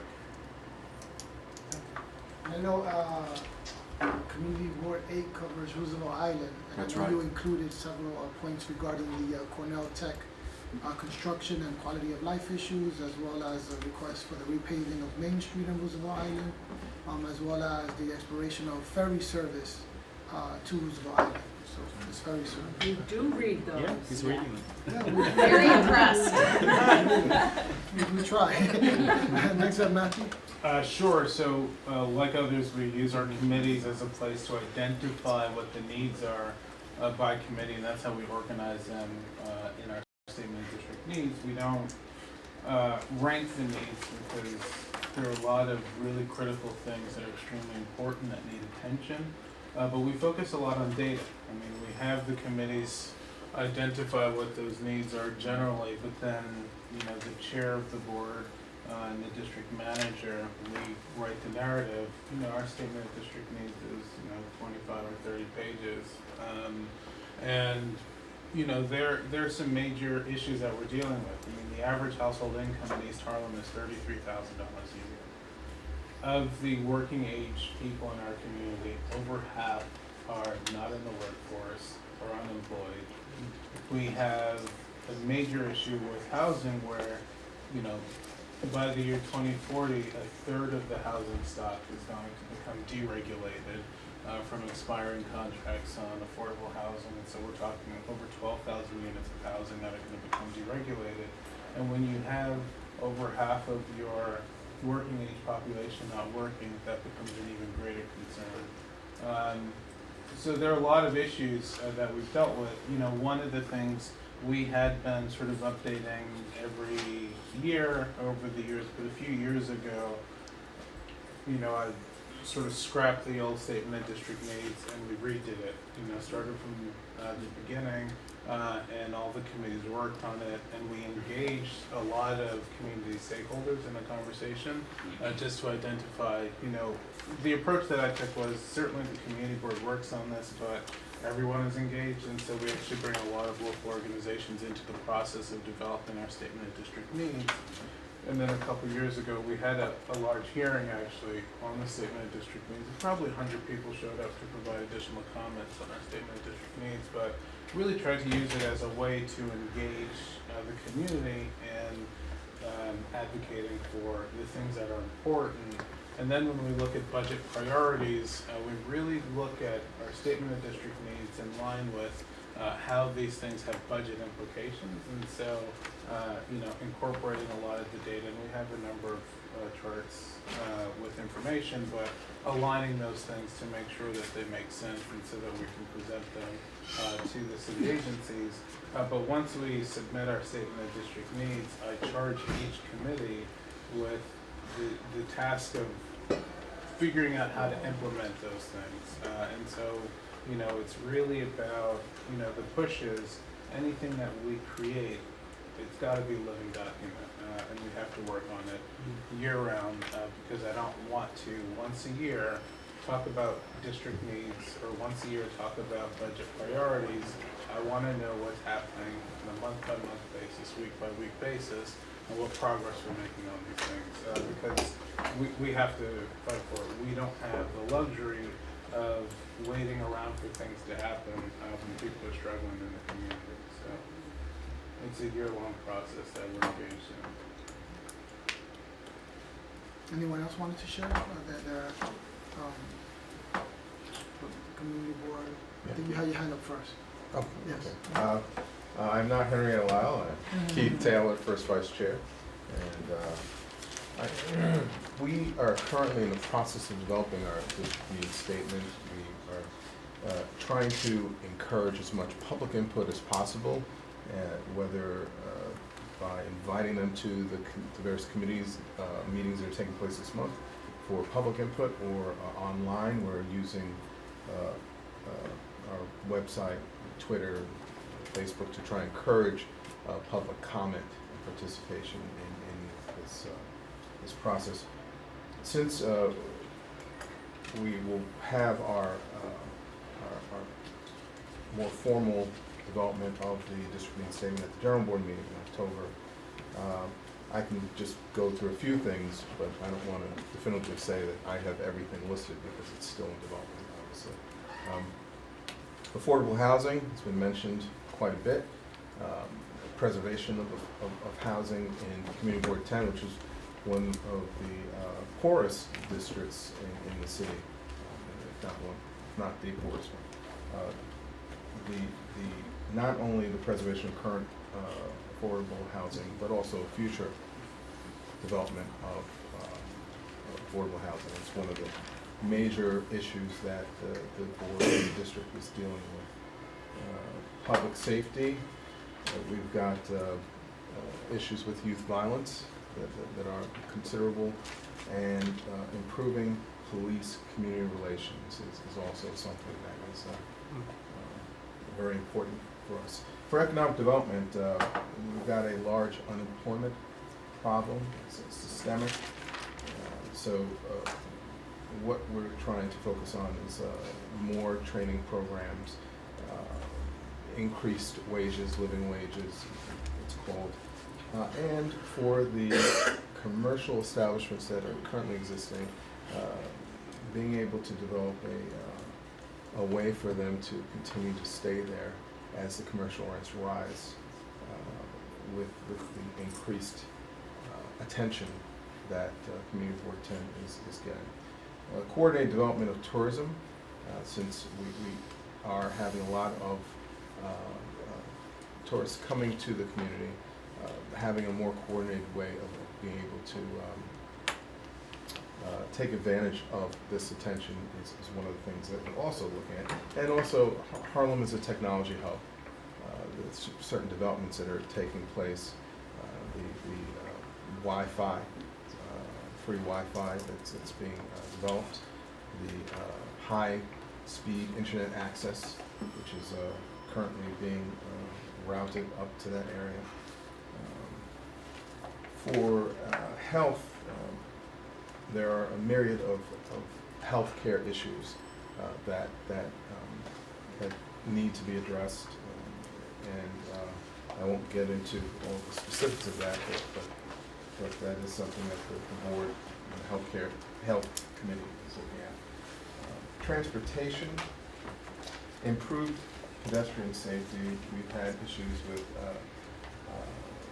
collisions that could be prevented with better planning of roads and signage, lights. So we're working hard on that issue in that area. Created a Vision Zero task force, working with a number of stakeholders to improve traffic safety. And for education, we, our concern is, of course, increasing the quality of education, public education, and also making certain that co-locations is something that is dealt with in a way that is beneficial to the students that are being affected by those decisions. And for our arts and culture, we have a very robust arts community in Central Harlem, and the promotion of that community is something that we're really trying to do, particularly in coordination with the tourism that is taking place, tourism phenomenon. I think that is it. Thank you. Kathy? First of all, I love the training. I thought it was great. It was great that city planning also had the training, and then they created a new guideline. So basically, Community Board 1, through this process, we had to deconstruct our prior district needs report and make it fit into the new requirement, which was actually difficult, but very useful. But it took a lot of time. I just wish there was like a longer advance notice, so we'll be able to improve on that last year. So basically, we have a great planning department in this. We have Michael Levine, and a lot of our data was backed up by actual statistics from the planning department. So a working document was created and was shared with the executive committee, and then everybody's ideas were included. But we have an idea that next year going forward, Michael Levine, in our planning department, also works with PACE students and also with CUNY, and so they're actually going to go into the field in the 4 different geographic areas and survey the people on the street to find out what the district needs are. So we're applying a new level, which we're very excited about, which then leads into the overall population in Community Board 1, which has been changing. The population roughly before September 11th was 20,000, we're roughly 65,000, so it's great to be more of a 24/7 community. We have 310,000 workers roughly every day and 11.5 million tourists a year. And we're only 1.45 square miles, so I guess if you had to break it down into 4 different categories, it's really one is infrastructure, and with the infrastructure, it comes down to our number 1 top priority year after year has been school seats to address the increased population. And during the Civic Center plan disposition last year, we were told to decouple the sale of 49-51 Chamber Street and 346 Broadway, and that we were supposed to get 1,000 seats. No location has been given for these seats, and so that is really a top priority, and it just can't be moved longer. The second item is the increased density, so that also has to deal with the open space. And 3, in terms of housing, there's a changing population, so the people who have been here help build the neighborhood, affordable housing is actually a key issue. But it's not just actually the housing stock, but it's actually the energy component of the housing stock. So when people, look at it, that was an issue at Gateway. So people need to look at the energy costs as well. Also within the infrastructure, transportation is a huge issue. The 4 and the 5 is at 120% capacity, as Morris realized yesterday in the meeting. Multiple subways go by before you can even get on it. But we need to make the subways the mass transit work better because our streets are clogged by buses, and we appreciate your work that you've been doing on buses. The second big area is really resiliency and sustainability. We're approaching the 2-year anniversary of Superstorm Sandy. We had 2 people drown in our district. One was a parking lot attendant in Tribeca. Another one was just south of the New York Stock Exchange on Broad Street. There was substantial damage. Some businesses in the South Street Seaport are still coming to come back. We are thrilled that our neighbors north of us have been allocated $335 million for a portion of the Big U. None of that is happening downtown. So everybody right now is pretty much on their own, but block by block or business by business. We need a comprehensive strategy for that, and it's not only just the Big U, but parallel sustainable projects that are going on. And we just released a report on green housing, and it's very interesting, or green buildings. The only green buildings, there's almost none in Tribeca. So, if it weren't for Battery Park City that created the first sustainable guidelines that then were incorporated into the World Trade Center site, so there was a, opportunity where the leadership came from the agencies. There have been, so we have roughly 55, which is pretty incredible in a dense area because of Energy Star League rated, but that's something we're also very concerned about. The third area is quality of life issues. So number one, we have roughly 95 major construction projects at 1.45 square miles. And so that leads to air quality and noise issues, compounded by the helicopters. We have the largest helicopter, I think, airport in the city. And that becomes an issue even for Governor's Island. 3, ferries we're concerned about. We love the increase of our use of the waterways, but we're concerned that the ferries are retrofitted or the newest, cleanest model because they happen to be near a park, or little strips of green open space, but they also, there happens to be concern about the ferry whistle noise. For homelessness population, it seems to be a continuing issue in Community Board 1, unfortunately, and we have issues with scaffolding. We have lots of scaffolding. If I were just to make a guesstimate, it might cover 20% of the sidewalks in the financial district area. And so, we have a small business that is struggling in the Fidei area because you just can't see it. So something needs to be done with the scaffolding. And then 4 is safety, PEP officers, and traffic enforcement is really important. And I just want to thank you very much. But we have a lot of the same concerns that every other community board has. I know many of you covered a lot of material, a lot of talk, so if you like to do CB's report out or announcements, we don't have to go in order of the community boards. If you have an announcement to make or just a quick update, you can do so now. We'll go quickly. It's just quick. All right, so in the summer, Community Board 12, we held our Committee of the Whole. It was very impressive. We got a large turnout. We utilized the Committee of the Whole this year to do a preliminary discussion around the budget, but with all of the district service cabinet members. And we noticed we had a large turnout, and we invited residents, community-based organizations, elected officials, and everyone to come out to participate, which was very good. Community Board 12, I'm in discussion with Mr. Perez because we have some vacancies. And we'd like to try to get them filled. Also, I've appointed some new chairpersons to the Public Safety Committee, as well as to our Information Technology and Telecommunications Task Force. We're working on a forum to discuss infrastructure, and I'm happy to announce that I'm in conversations with one of the directors of city planning in regards to the possibility of a mixed-use development with affordable housing looking at the Sherman Creek area. There was a discussion around trying to build these, for the sake of words, these platforms above the train rails, but I understand that inspectors or engineers went out and determined that that would not be feasible because of flooding.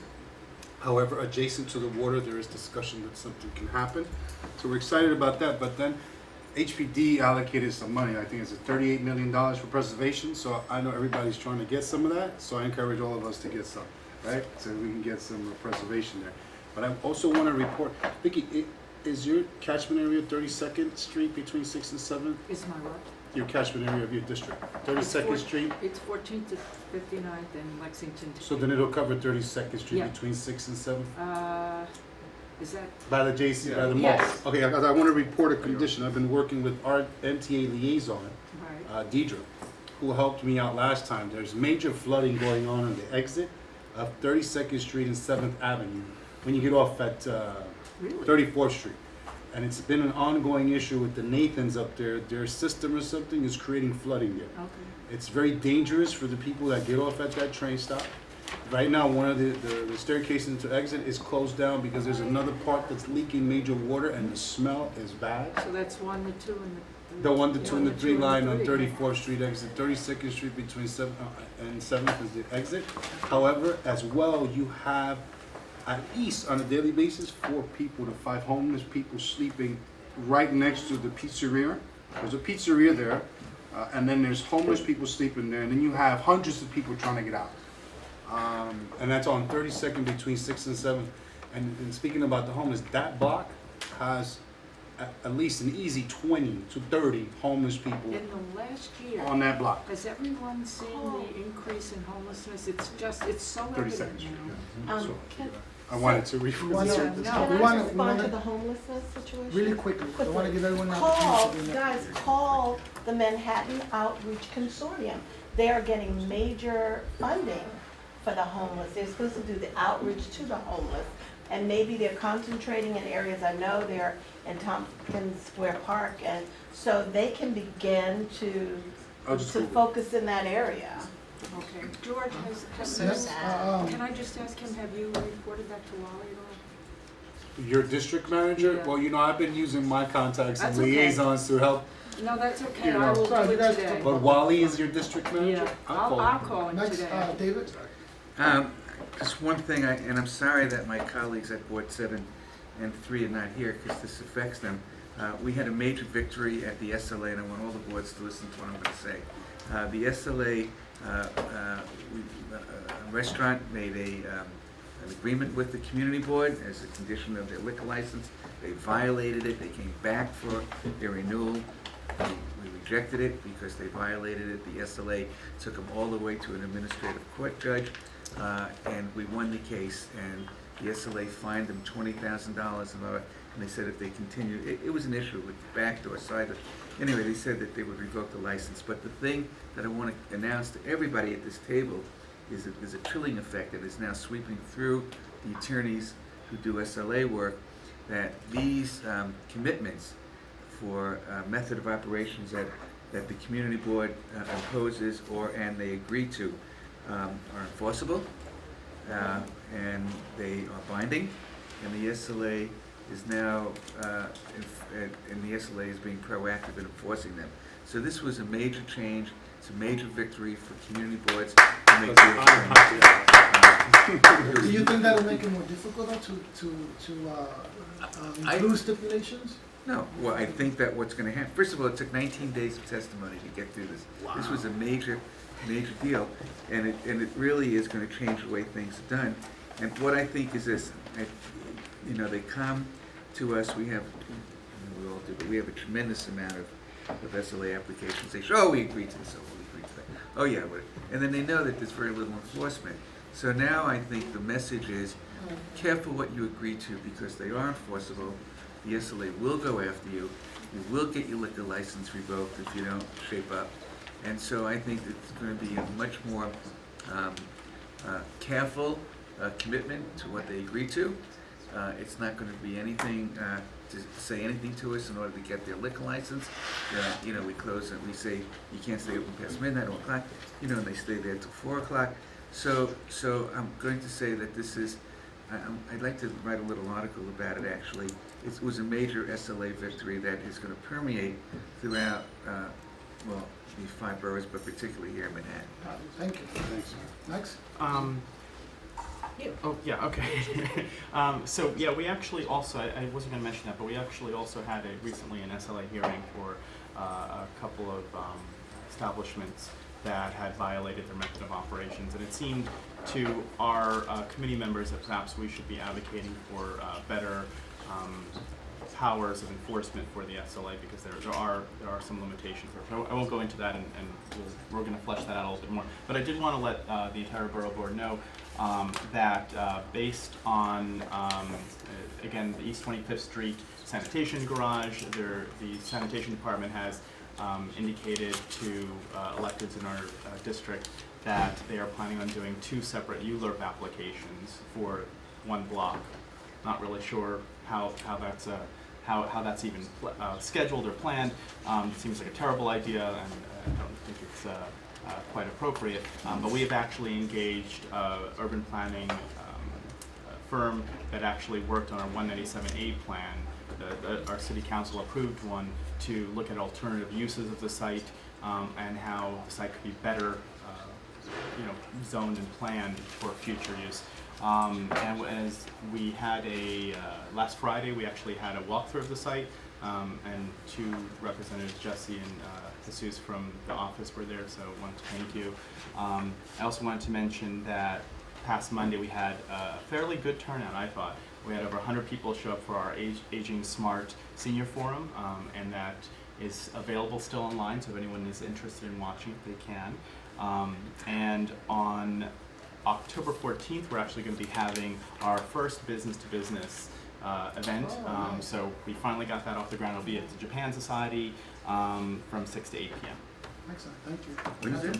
Yes, I'm sure, I know the Borough President's Office and Councilmember Chin's office is very aware about the Seaport Working Group that continues to be our #1 ULURP issue and landmark preservation issue in Community Board 1, which is the South Street Seaport. 2, we're eager to get an update at the Community Board about 346, that prior Civic Center disposition from last year. We haven't been able to have access yet on finding out what's going on, where the Summons Court is going to be relocated. Item 3, we have 2 forums coming up. Anybody's welcome to come. Tonight, we're having one with FDNY about skyscraper fire safety, and it's going to be MCC there, and it's going to be with IPN tenants north because they had a recent fire, you will recall. And so that's something in an area where there's lots of skyscrapers, whether you're working or living in an area, it's free. We're very excited about it. We also have the Citizens Preparedness Forum at PS 276, which I know all the elected officials are co-sponsoring with the Governor Como, and the National Guard will be coming in. You get a free go bag. So that's really important since it's really important that each person prepares. Thank you. Okay, very quickly, I mentioned we got our new school. We're very thrilled about that, PS 340, and even though we lost the fight on the Rizzoli building, Rizzoli is now back in Community Board 5, and they'll be at 1133 Broadway, which is also a landmark building. I haven't been in it yet, but I hear it's quite beautiful. Nothing like where they were. What's going to happen to the Rizzoli building? Oh, it's gone. It's going to Yeah, demolish? they've already, yeah. Beautiful I building. know, they wouldn't even save the ceiling, but that's another story. And I really want to thank you guys and Gail for 3 new appointments. We're almost up to max. I think we have 1 vacancy now. And the only thing to really report on is SL Green, which is 1 Vanderbilt Avenue's new building. I don't know if you guys have seen it in the news. It's in the paper almost every other day. It's going to go into ULURP very soon. The task force is basically they're addressing the issues of infrastructure because we really have questions on how they're getting the FAR they are to go as high as they are, what's it based on, and how are they, what are they giving back to the public? What is the community getting for this? And it's been very difficult. We've asked them for a breakdown. They refused to give it to us. That was in the paper. They now say that they will give us something, but they say that they're putting in 210 million on, no, 210, wait a minute, on infrastructure. 210 million on infrastructure. And we don't understand how, because we understand that 100 million of that is within their building anyway. Right. And so this is setting an example for the rest of the development that's going on Vanderbilt. So we're really pushing for that. And the task force is going to be meeting to try and get that tally before we go into ULURP. We're really trying to find out if they warrant the significant density and FAR, I know, that they're getting. And we'll be meeting the steering committee. There's a steering committee headed by Gail and Dan Garodnick, which is meeting next week, I believe. Yeah, on this issue for phase 2, but right now, we're gonna go into UF on phase 1 along with Board 6. Thank you. Next. Community Board 9, I would just like to make everyone aware that over the summer, we actually were able to meet with Dr. Steve Perry, who has agreed and has applied to DOE for a new high school for our district. I think I mentioned at a meeting some time ago that Columbia University offers all these scholarships that our community students seem to never get. And part of the reason we believe is because all of our students are in high schools outside of our district, and those schools don't always have the information. So we're going to be looking to our neighbors, Community Board 12, 10, 11, to support us when the hearing comes up so that we might actually be able to open a new high school within Community Board 9. Thank you. Sure. Just one thing I wanted to let everyone know that we're very happy we selected a new district manager on Tuesday evening.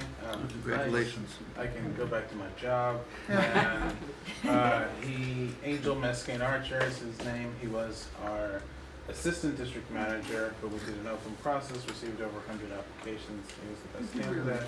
More importantly than that, he was a Gail Brewer intern. Thanks, Gail Brewer. Any other announcements? Yes. Tonight, our Health, Seniors, and Social Services Committee is having a representative from a CSA agency come and speak to us about their programs. Any city council member announcements? Hi, my name is Lucas. I'm the new Legislative and Communications Director for Councilman Rodriguez. I guess I just wanted to speak about 3 new initiatives that he's going to be doing, really, essentially, as the new transportation chair for the council. One is Vision Zero, obviously. It's a major initiative by the mayor, and so obviously we're going to be his major partner in the council passing on of that legislation. 2 of the things recently that we've been able to do is, one, a hit and run civil penalty. So should an accident occur, now there's going to be a $10,000 civil penalty that the city will collect. We're in the process of determining whether that will be going to the environmental board or to a private fund for families to be able to collect. Then there's a second initiative for taxi assault. We're going to be adding stickers in all yellow and livery cabs, saying for the 25-year penalty for assaulting a driver. Hopefully the same initiative went through with buses that I'm sure you're familiar with. And so we saw a decrease in the amount of assaults for bus drivers. So we're hoping that that same decrease translates to the taxi driver community, because obviously I'm sure you guys are aware of all the murders this past summer of taxi drivers in the Bronx. So we just wanted to work with that. The second is infrastructure improvements. I see that Community Board 5 is definitely wanting to work with us on that. 2 things, especially within our own district, that we've been able to do. Is the 191st Street 1 tunnel is going to be getting a lot of new renovations, adding a new mirror as well as lighting, as well as a new mural to really liven the space. As well as the George Washington Bridge bus terminal at 178th Street is entirely being renovated at the time, like right now actually. So hopefully within a year that will be no longer of light to the community. And so obviously since that's an initiative, hopefully we can set up some sort of meeting to work with that, to work with you guys on that. And then the third is really the democratic use of streets. So the council member is really very much committed to expanding bike lanes throughout the entire city, as well as BRT lines, not just SBS lines, but actual rapid transit. Right now, we are in talks with Councilman Richard's office from Queens about potentially installing a bus rapid transit line in Queens to go all the way from Queens all the way down through I think it's Woodbine Boulevard, that really is what we're looking at. That corridor, adding a rapid transit line, a raised platform in the middle of the road to have that actually be a dedicated rapid transit line. So yeah, those are the main 3 things that we're working on right now. Any other council report? Quickly.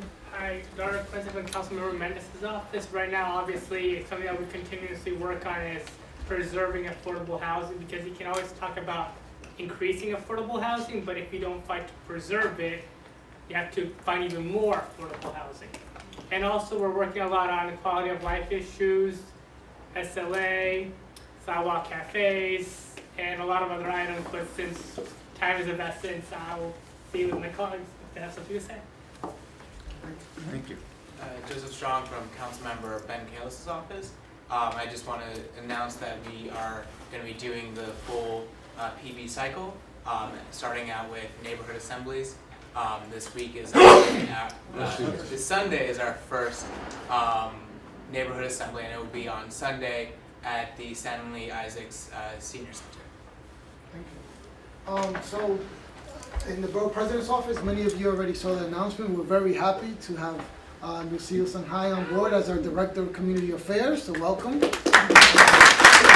I know she's made it out to some community board, full board meetings already, and I know she's looking forward and excited to making it out to the rest of them. We'd like to thank Manhattan Neighborhood Network again for filming our Borough Board meetings, and they're all uploaded on the Manhattan Borough President's website, in case you missed them or want to catch them, and maybe some of them go viral, right? David, shouldn't all your comments go viral, right? No? Shouldn't all go viral? So, if we have a motion to adjourn? So moved. Second? Hearing no opposition, have a great rest of the day. Thank you.